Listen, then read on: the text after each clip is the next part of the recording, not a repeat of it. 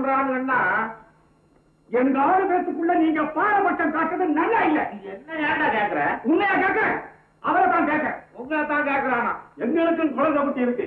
தங்கிலி குழந்தை போல எங்க குழந்தைகளும் எங்களுக்கே இருக்கணும். ஆமா, அது எப்படி முடியும்?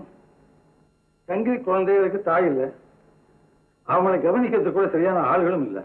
ஆமா, இந்நேரம் நம்ம குடும்பம் எங்கெங்க ஆளா பிறக்குதோ, யாராரும் உயிரா இருக்கிறாங்களோ, யாராரும் செத்து போயிட்டாங்களோ.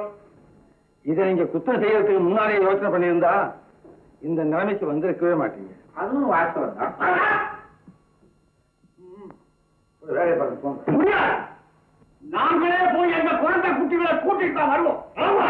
என்ன சொன்னீங்க?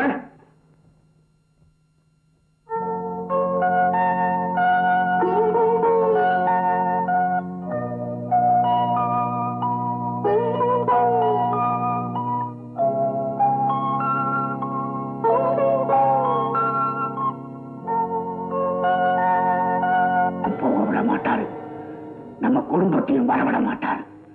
இப்படி நம்ம எவ்வளவு காலத்துக்கு தவிக்கிறது? ஏன் தவிக்கணும்?